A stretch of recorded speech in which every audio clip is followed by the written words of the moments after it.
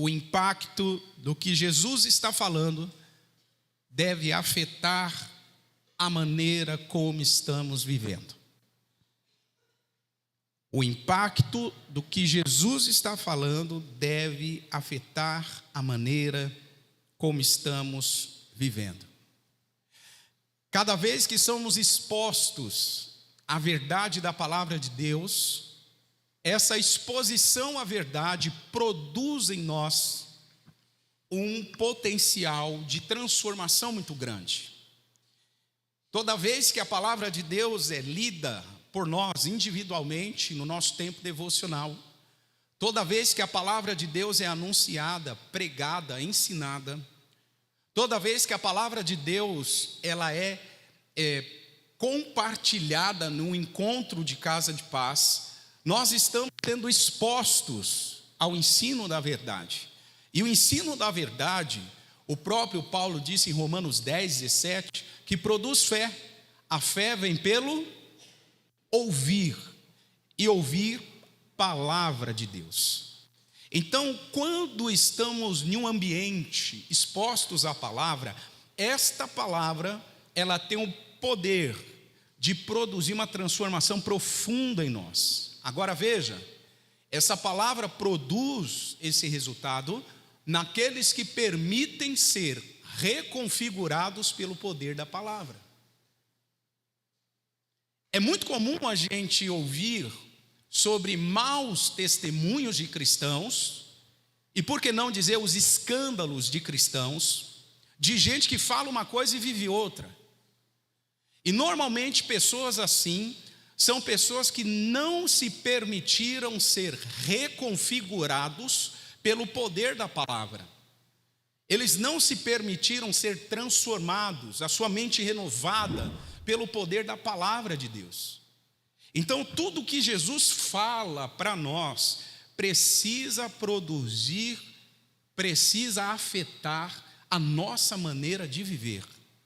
E o texto que eu quero ler com vocês está em Mateus capítulo 9. E nós vamos enxergar isso muito nítido e muito claro na vida de Mateus. Mateus capítulo 9, versículo 9 e 10, diz a palavra: E Jesus, passando adiante dali, viu assentado na alfândega um homem chamado Mateus, e disse-lhe: Segue-me. E ele, levantando-se, fez o quê? O seguiu. E aconteceu que, estando ele em casa, sentado à mesa, chegaram muitos publicanos e pecadores e fizeram o quê, gente? Não, está muito fraco. Fizeram o quê? Eu gostaria que você se fixasse nessa expressão: sentaram-se juntamente. Estamos falando de Mateus, e Mateus era filho de Alfeu, também chamado de Levi, um homem de origem e nascimento judaico, tradição judaica, ensino judaico. Mas este homem, em determinado momento da sua vida, ou recebe uma proposta de Roma, ou vai atrás dessa proposta para servir os propósitos de Roma como cobrador de impostos na terra de Israel. Esse Mateus, ele então aceita uma das posições que garantia uma das maiores remunerações daqueles tempos. Um cobrador de impostos a serviço direto de Roma tinha um salário que a minoria da sociedade tinha. E Mateus aceita essa proposta. Só que junto com um grande ganho, Mateus também tem em contrapartida um grande desprezo.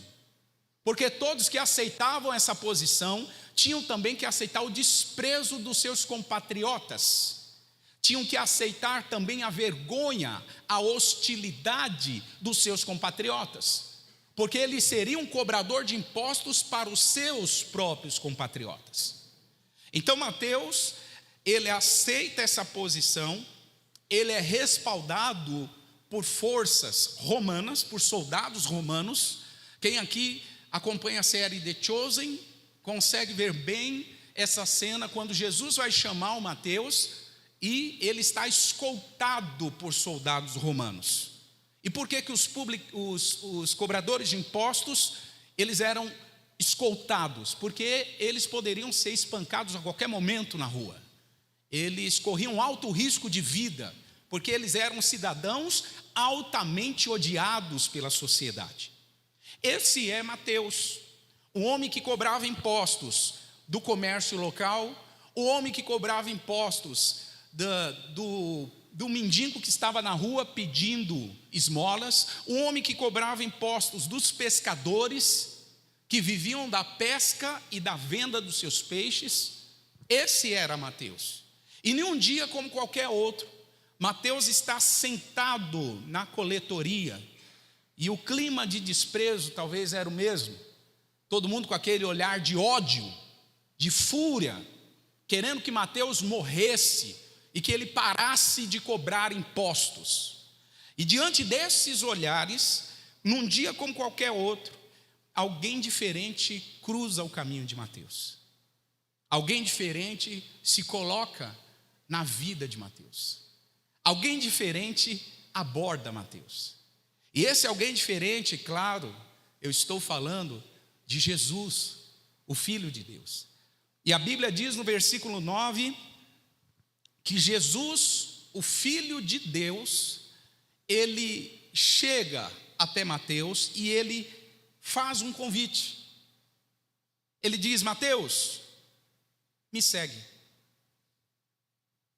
Mateus, me acompanhe. Agora eu gostaria que você invertesse a moeda de lado e pense com a cabeça dos discípulos. Os discípulos de Jesus, ao ouvir Jesus convidar ele, muito provavelmente a reação foi de muita raiva. Porque eles eram o que, gente? O que os discípulos eram? Pescadores, judeus e pescadores. E como pescadores, o que eles faziam para Mateus? Pagavam impostos.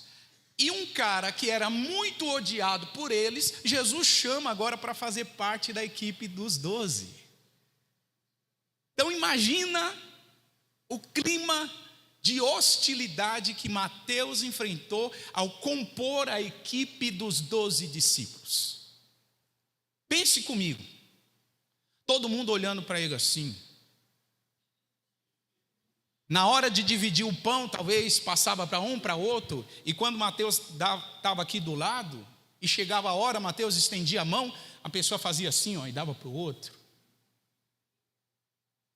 Mateus era profundamente hostilizado, e ele não era bem-vindo no grupo dos 12, mas Mateus recebeu um convite de Jesus.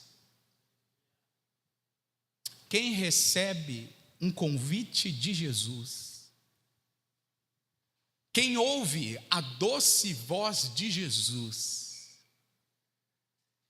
essa doce voz e esse convite faz a gente se lançar na presença dele de uma maneira profunda.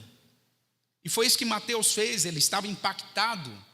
Ele só recebia menosprezo, ofensa e hostilizado, e agora ele está recebendo uma oportunidade. Alguém estende a mão para Mateus e diz: venha, Mateus. Ele é amado, ele é aceito, ele é compreendido. Esse é Mateus. E no versículo de número 10, mostra, irmãos, que imediatamente, por causa desse convite, Mateus toma uma decisão. Qual é a decisão? Ele promove uma refeição na sua casa, e ele consegue trazer para esta refeição gente que odiava ele, gente que talvez estivesse até tramando a morte dele, gente que talvez tinha um nível de ódio tão profundo pelo Mateus, que estava disposto a criar armadilhas para que ele fosse morto a qualquer momento em praça pública. O impacto do convite de Jesus para Mateus promoveu nele uma transformação do seu estilo de vida. E a pergunta que cabe aqui é o seguinte: o impacto do convite de Jesus para nós tem promovido que tipo de alteração no nosso estilo de vida? Que tipo de mudança nós estamos vivendo? Que tipo de impacto o andar com Jesus gerou em nós, a ponto de transformar nossa forma de pensar, de sentir, de agir? Ou a gente ouviu o convite de Jesus, aceitou e a gente continua do mesmo jeito? A gente continua com os mesmos pensamentos, com os mesmos sentimentos, com as mesmas atitudes, com os mesmos argumentos? É assim que a gente vive? Então, muito provavelmente, o convite de Jesus não foi absorvido por nós. Porque quando Jesus convida e alguém é absorvido por esse convite, há transformação no estilo de vida. Alguém pode dizer amém para isso? Por causa do impacto daquilo que Jesus estava falando a Mateus, ele viveu uma transformação de vida, o seu estilo de vida mudou. Então, por causa do impacto daquilo que Jesus está falando, o nosso viver será diferente. Precisa ser diferente. E precisa ser diferente em 4 sentidos, ou em 4 direções. Direção de número 1: nós somos chamados a viver em amor. Diga isso, em amor. 1 Tessalonicenses, capítulo 4, abra comigo. 1 Tessalonicenses, capítulo 4, e verso de número 9. Diz o texto: quanto, porém, ao amor fraternal, não necessitais de que eu vos escreva, visto que vocês mesmos estão instruídos por Deus, que façam o que, gente? Que façam o que, igreja? Vos ameis uns aos outros. 10. Porque também já assim o fazeis para todos os irmãos que estão por toda a Macedônia, exortando-vos, porém, a que ainda nisto continueis a progredir cada vez mais. O apóstolo Paulo está dizendo assim para os irmãos de Tessalônica: quanto ao amor, vocês precisam que eu apenas pontue algo. O amor não conhece fronteiras. O amor não se cansa. O amor é paciente. O amor suporta perseguição, aflição, angústias, dores, perdas, provações, tempestades. Quem ama de verdade suporta. Então, o Paulo está dizendo aqui aos irmãos de Tessalônica exatamente isso, que eles precisavam entender que o amor não tem fronteiras. Eles já estavam praticando o amor com relação à igreja da Macedônia. Olha o que diz o versículo 10. Eles já estavam na prática do amor. Eles tinham sido instruídos por Deus a amar.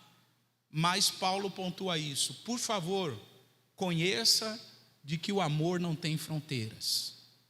Irmão, se o nosso contato com o que Jesus está falando está fazendo com que o nosso amor tenha fronteiras, nós não estamos sendo impactados, definitivamente transformados pelo que Jesus está falando.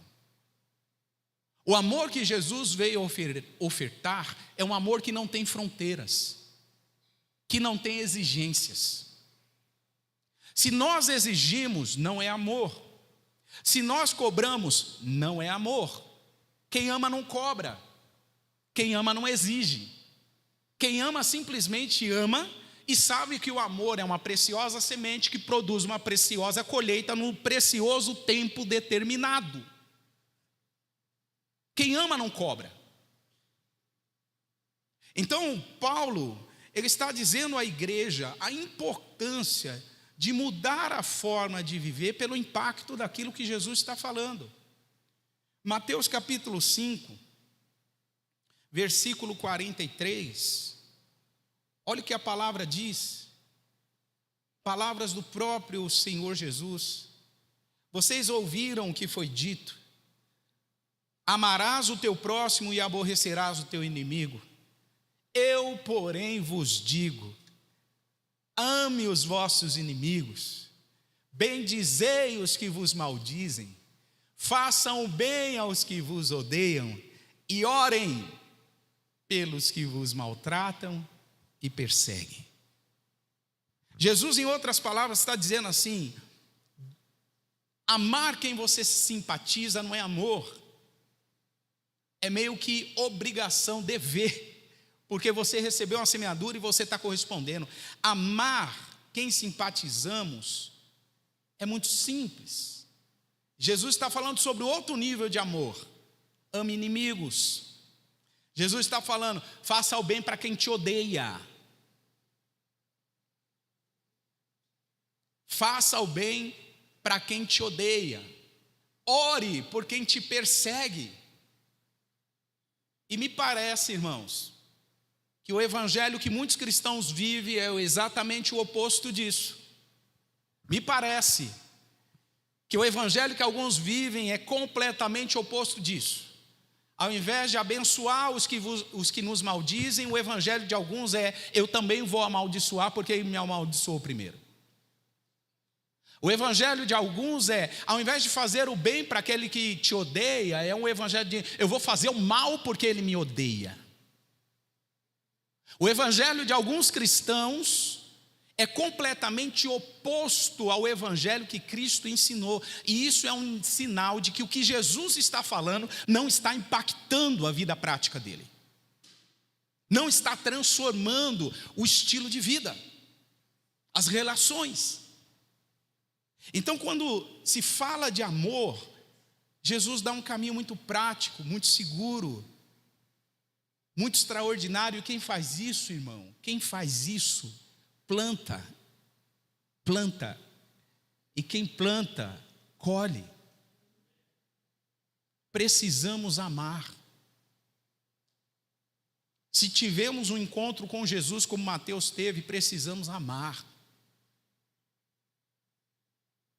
Precisamos orar por quem está nos perseguindo. Precisamos abençoar quem nos rejeita. Muitos de nós olhamos para a rejeição como algo extremamente ruim para nós. Ninguém gosta de ser rejeitado, é claro, mas perceba, a rejeição fala mais sobre quem está me rejeitando do que sobre mim. A rejeição, quando eu rejeito alguém, eu estou demonstrando que eu sou incompetente para me relacionar com aquela pessoa, por isso eu quero ela distante de mim. Quando eu rejeito alguém, o problema não é de quem está sendo rejeitado, está falando mais de mim do que quem eu estou rejeitando. Está demonstrando que eu sou tão débil, tão frágil, tão hipersensível.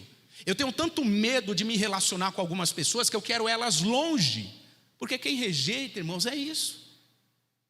Quem rejeita tem medo de se conectar com aquela pessoa e quer ela o mais longe possível. Então rejeição não fala sobre quem é rejeitado, mas fala muito mais sobre quem está rejeitando. Então, se nós estamos sendo rejeitados, qual é a atitude bíblica? A palavra diz: ore e abençoe. Ore e abençoe. Isso é uma atitude prática do amor cristão. Em segundo lugar, nós somos chamados a viver em santidade. Olha o que a Bíblia diz no versículo 1 do capítulo 4 de 1 Tessalonicenses. Versículo 1 do capítulo 4 de 1 Tessalonicenses. Finalmente, irmãos, rogamos e exortamos no Senhor Jesus, que assim como recebestes de nós, de que maneira convém andar e agradar a Deus. Diga isso comigo: andar e agradar a Deus. Assim andai, para que continueis a progredir cada vez.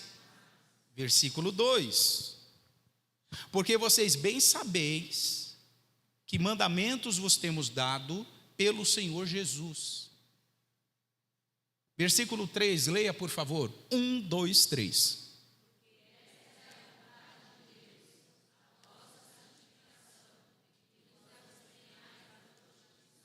Percebam, Paulo está dizendo sobre a maneira como convém andar e agradar a Deus. Então ele diz assim: nós precisamos andar de uma maneira que agrade a Deus. Se Deus é o nosso Senhor, se Jesus é o nosso Senhor, precisamos andar de uma maneira que o agrade. Agora, se nós não o agradamos, a gente vai agradar outro. Ou, por que não dizer, outros. O ser humano foi feito para agradar alguém. E se ele não agrada a Deus, ele vai procurar agradar a si mesmo. E se ele não agrada a si mesmo, ele vai procurar agradar uma outra pessoa.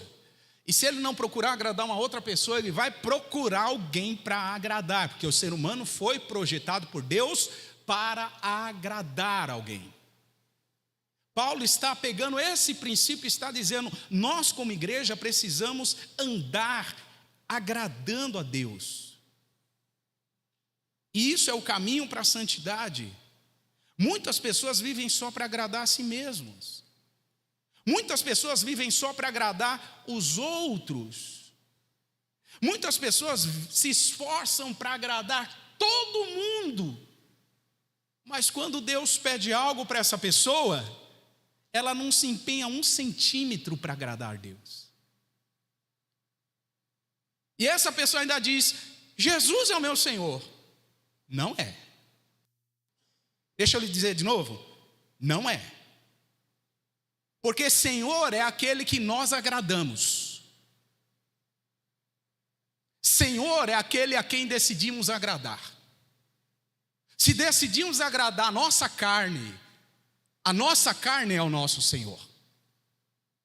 Se decidimos agradar uma pessoa, esta pessoa é o nosso Senhor. Se decidimos agradar algum desejo nosso e vivemos em função disso, este desejo é o nosso Senhor. Isto é idolatria. Então, Paulo está sendo muito nítido, está dizendo: nós precisamos agradar o Senhor. Quem você se esforça para agradar, esse verdadeiramente é o seu Senhor. Olha o que diz Lucas capítulo 6 e verso 46. Jesus diz assim: por que me chamais Senhor, Senhor, e não fazeis o que eu vos digo? Em outras palavras, Jesus está dizendo assim: tá, vocês estão aí falando, Jesus, tu és o mestre, Rabi, o filho de Davi. Tem gente que enchia a boca para falar: o filho de Davi, o Rabi, o profeta de Israel. E Jesus falou: tá, vamos ser prático. Na prática, vocês me obedecem? Se não me obedecem, eu não sou senhor de vocês. Se vocês não procuram me agradar, esquece esse negócio de me chamar de Senhor. Ô Senhor Jesus, e você não faz 1 centímetro de empenho e força para agradar o Senhor, esquece, ele não é Senhor. Não é Senhor. E Paulo está dizendo isso para a igreja de Tessalônica: irmãos, vamos acordar.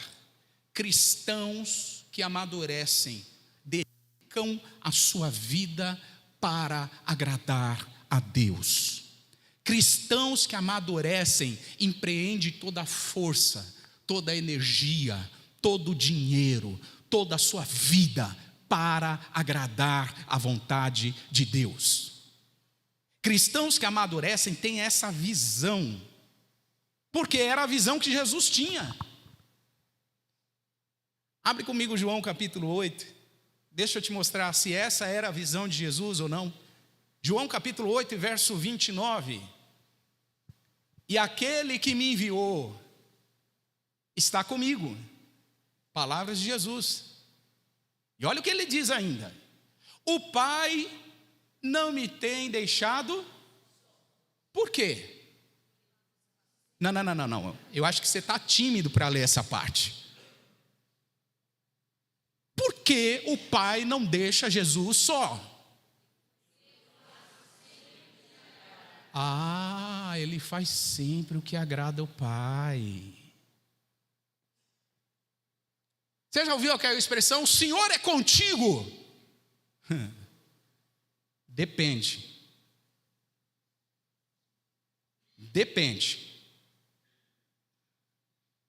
A pessoa está vivendo uma vida toda desordenada, não está se preocupando nem um pouco com a vontade do Senhor, não se empenha em nada para agradá-lo. Jesus está com essa pessoa?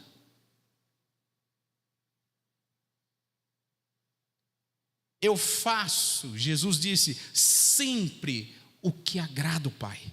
O caminho para a santidade cristã é se preocupar com a vontade de Deus, irmão. Eu gostaria muito que você pegasse esse projeto para 2025 e começasse a escrever, mas antes de você escrever, pergunte ao teu dono, ao teu proprietário, ao teu Senhor, aquele que foi na cruz, que foi esmagado pelos seus pecados. Pergunte para ele qual é a sua vontade para mim em 2025. Pergunte. Porque é esse o caminho da santidade cristã. O caminho da santidade cristã é se preocupar sempre em agradar o Senhor. Qual é a sua vontade? Venha ao teu reino. Complete. Só que às vezes parece que a gente ora invertido. A nossa boca ora isso, mas a nossa atitude ora o oposto. A nossa atitude ora assim: venha o seu reino e seja feita a minha vontade. A minha vontade. Então, em segundo lugar, nós precisamos viver em santidade, se o encontro com Jesus alterou a nossa vida. Em terceiro lugar, nós precisamos viver em honestidade. Diga isso comigo, honestidade. Jesus me ajuda. 1 Tessalonicenses 4, vamos continuar nesse texto, versículo 11 e 12. Paulo continua o ensino à igreja e ele diz: procureis viver quietos e tratar dos vossos próprios e trabalhar com as vossas próprias, como eu já tenho mandado. 12, por favor, leia. 1, 2, 3.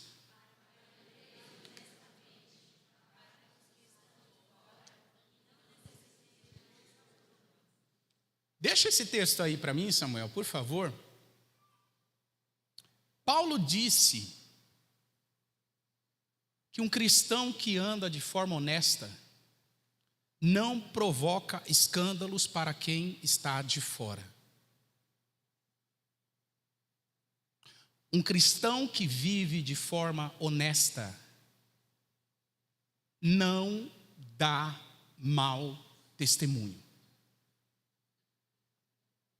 Isso é muito importante a gente pensar, porque a gente precisa entender que viver em paz, viver quieto, trabalhar com as nossas próprias mãos, tudo isso é muito importante. E é muito importante a gente assumir um estilo de vida, irmãos, que o nosso orçamento, ele consiga honrar. O nosso orçamento tem um teto. E sabe o que está acontecendo nos dias atuais? Por causa da cobiça e ambição de muitos cristãos, eles estão vivendo um estilo de vida acima do teto que eles podem viver. E aí sabe o que acontece? Aí começa a surgir os enroscos. Aí começa a surgir as propostas fáceis. Aí você fica numa posição de risco para propostas mirabolantes, seja uma pirâmide, seja o jogo do tigrinho. Graças a Deus ninguém joga tigrinho aqui. Não, pastor, dezembro, a Mega Sena da virada, pastor Sandro. Sabe por que você precisa disso? Porque você não aprendeu ainda a se contentar com o que você já tem. A palavra fala sobre contentamento. E contentamento não é omissão e falta de desejo para progredir na vida. Pelo contrário, contentamento é gratidão, alegria e viver de forma honesta com o que eu posso bancar, com o que eu posso custear.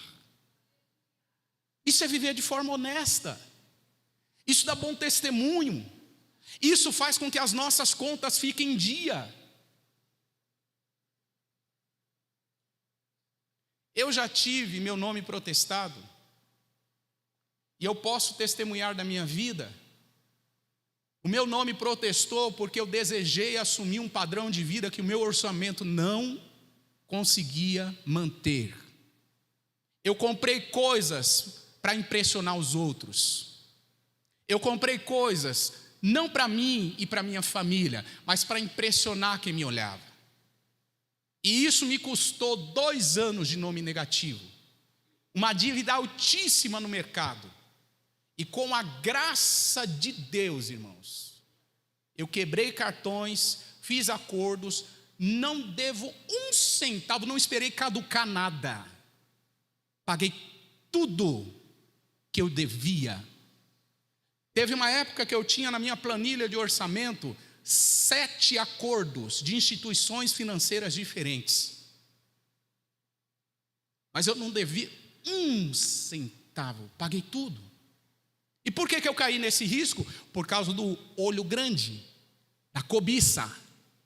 Muitos cristãos não vivem de forma honesta porque estão mirando um padrão que não é para eles. Para você chegar lá, construa ao longo dos anos.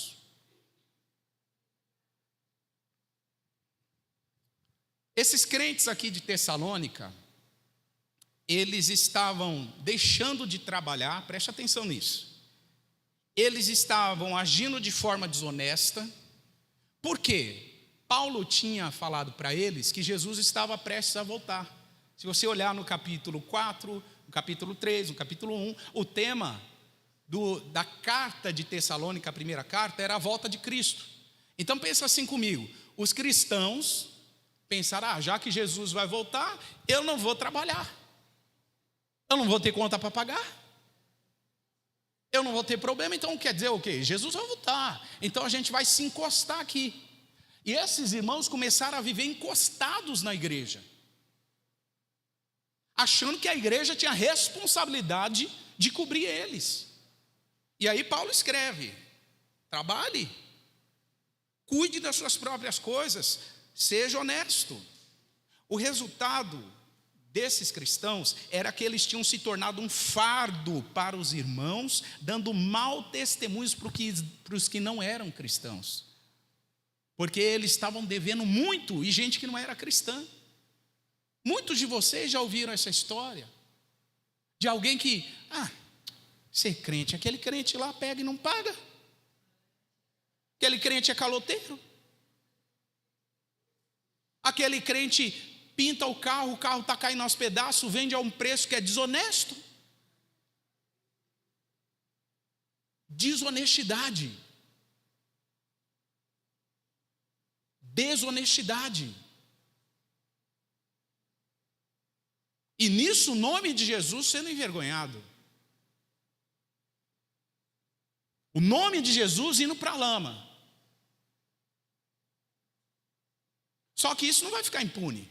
Não. Gálatas 6 diz que o que planta na carne vai colher. O que planta no espírito vai colher. Irmão, conduza a sua vida com honestidade e Deus será contigo. Provérbios 26 e versículo 2.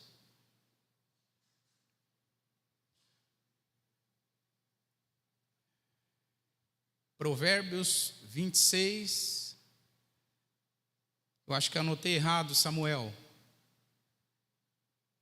Na minha está Provérbios 26, 2. Os tesouros da impiedade, é isso? Veja aí para mim, por gentileza. Eu vou conferir aqui na minha. Provérbios 26 e versículo 2. Eu anotei errado, Samuel. Me perdoe. Samuel está olhando com a carinha assim, e agora, pastor? Eu anotei errado. Mas depois a gente acha e compartilha. Mas o Provérbios 20 alguma coisa, versículo 2, tá? Depois a gente vai achar aí. Ele diz assim: os tesouros da impiedade de nada aproveitam, mas a justiça livra da morte. Em outras palavras, aquilo que se consegue com desonestidade não serve para nada. Aquilo que se ganha fácil não serve para nada. O que tem valor é o que você vai construindo mês após mês, ano após ano, década após década. Aquilo que você vai de grão em grão. Minha mãe e minha avó dizia primeiro, minha mãe diz: de grão em grão a galinha enche o papo. Agora essa proposta maluca: vem comigo que eu vou te ensinar a ser o cara que faz R$1.000 por dia. E as pessoas não falam sobre o tempo que elas estudaram, sobre os livros que elas leram, sobre as viagens que elas fizeram, sobre o quanto que elas investiram para ganhar conhecimento, para ganhar R$1.000 por dia, e acha que tem uma dica de ouro que vai fazer a pessoa ganhar. Não faz, irmão. Quem está ganhando R$1.000 por dia é porque estudou muito o mercado que está atuando, soube investir certo, fez as viagens certas, se conectou com as pessoas certas e tem fruto de muito trabalho por trás. Não engane, não saia como: eu saí aqui agora, eu vou ganhar R$1.000. Calma, construa. Os ganhos desonestos não servem para nada. E eu termino falando sobre esperança. Quem tem Jesus convidando, sendo impactado pela mensagem de Jesus, essa pessoa tem esperança. 1 Tessalonicenses 4, versículo 13 e 14, diz a palavra: não quero, porém, irmãos, que sejais o quê? Acerca dos que já dormem, para que não vos entristeçais como os demais, e os demais não têm o quê? Esperança. Versículo 14: porque se cremos que Jesus morreu e ressuscitou, assim também os que em Jesus dormem, Deus os tornará a trazer com Ele. Paulo fala sobre a esperança da ressurreição. Paulo fala sobre a esperança da vida eterna. E Paulo aponta que sem Cristo não há esperança para o futuro. Nós, como igreja, estamos planejando, irmãos, os próximos 5 anos. E se Deus permitir, ainda nesse mês de dezembro, a gente quer apresentar para vocês aquilo que será um insight profético da CBN nos próximos 5 anos. E sabe por que a gente olha os próximos 5 anos? Porque o próprio Espírito de Deus nos deu esperança e capacidade de enxergar 5 anos para frente. Irmãos, porque em Cristo nós temos um futuro, em Cristo nós temos esperança, em Cristo nós estamos firmados, sustentados, abastecidos, preenchidos.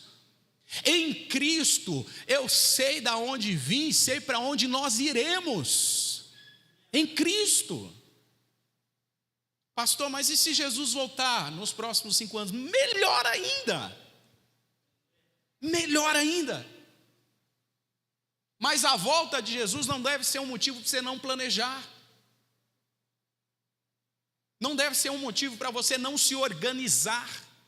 Faça um projeto de andar de forma honesta, de liquidar suas dívidas. Quantos de nós, irmãos, está perdendo noite de sono por causa de dívida? Quantos de nós estamos perturbados e criando confusão dentro de casa com esposa e filhos, ou com marido e filhos por causa de dívida? Quantos? E tudo porque a gente não pode escolher um padrão de vida mais modesto, mais simples, que se encaixe à nossa realidade. Então, Jesus é o motivo da nossa esperança. Jesus é a base da nossa esperança. Colossenses capítulo 1, verso 26.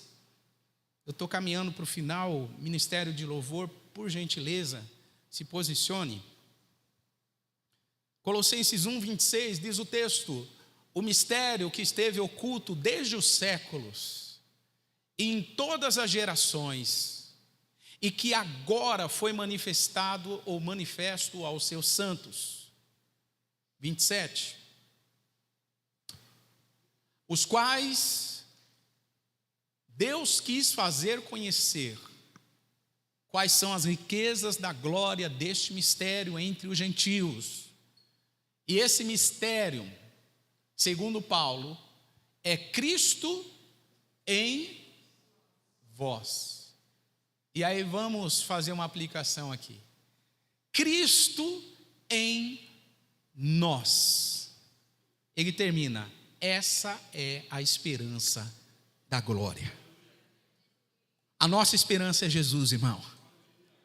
A sua esperança é Jesus. Pastor, vai vir uma outra pandemia? Não sei, é provável. Pastor, vai estourar a terceira guerra mundial? Sim, é muito provável. Pastor, o mercado de trabalho está mudando, muita gente vai perder emprego? Sim, vai perder. Pastor, o mercado de trabalho está mudando, vai surgir muitas novas profissões, que quem se atualizar e for ligeiro, vai ganhar mais do que ganhava? Sim, vai ter transição de carreira. Mas presta atenção em algo. Independente do cenário da nossa sociedade, uma verdade é inabalável: se Cristo é a tua esperança, você estará firme, você estará firmado, você estará consistente, independente das ondas que venham. Agora, essa consistência, irmãos, depende de um único aspecto. A gente não pode ser pessoas que temos encontro com Jesus e ficamos do mesmo jeito. Essa consistência não é para todos. Essa consistência é para quem tem um encontro com Jesus e tem o seu estilo de vida completamente afetado pela presença dele. E o último texto que eu quero ler com vocês fala sobre isso. Mateus capítulo 7 e verso 24. Por favor, se coloque de pé.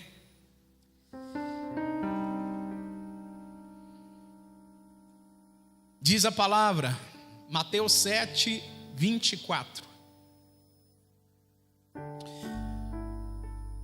Todo aquele, pois, que escuta estas minhas palavras e faz o que, gente? E faz o que, igreja? Assemelhá-lo-ei ao homem prudente, que edificou a sua casa onde? Perceba, não é só ouvir, irmão. Perceba, igreja, não é só conhecer. Jesus falou que o segredo da consistência espiritual, da maturidade espiritual, é ouvir e praticar. Se ouve e se pratica, esses serão comparados a casas edificadas sobre a rocha. Sobre a rocha. Verso 25. Desce as chuvas, correm os rios, sopram os ventos, combatem aquela casa e não cai, porque ela estava edificada sobre a rocha. Eu quero declarar que em 2025, ainda que desça chuva, ainda que os rios corram, em 2025, ainda que se soprem os ventos e combatam contra as nossas vidas, nós estaremos de pé. E estaremos de pé, porque a nossa casa não está edificada em nós. A nossa casa não está edificada em nossa capacidade, não. A nossa casa está edificada no Cordeiro vivo de Deus, que venceu a morte, que ressuscitou. O Cordeiro vivo que está sentado à destra do Pai, local de onde Ele intercede pelos santos, local aonde Ele derrama o seu poder, a sua presença, a sua graça, a sua autoridade, local da onde Ele intercede em nossas fraquezas, e nós somos renovados pela sua presença. Sim, é o Cordeiro de Deus, o que tira o pecado do mundo. Sim, é Ele que venceu a morte, que o túmulo não pôde contê-lo. É Ele, é nele que nós estamos firmados. Ele é a nossa fonte, Ele é a nossa vida. E se Jesus está te chamando, como chamou Mateus, segue-me, aceite esse convite, irmão. Não tenha medo, a sua vida vai ser transformada pelo poder da presença dEle. A sua vida vai ser alterada. Se abra para isso. Se abra para ter novos pensamentos. Se abra para organizar a sua vida. Pastor, mas vai demorar muito. Não importa. Se Ele é conosco, isso nos basta. Isto é suficiente. Oh Jesus, adoramos a sua presença, Senhor. Oh Jesus, queremos te adorar, porque tu és bom, Senhor. Como o Senhor passou naquele dia no guichê de trabalho do Mateus, passa, Senhor, no nosso guichê de trabalho. Passa, Jesus, aqui e nos chama para te seguir. Nós queremos te seguir onde o Senhor nos mandar. Nós queremos te seguir por onde quer que o Senhor vá. Eis-nos aqui, Senhor. Eis-nos aqui, somos teus.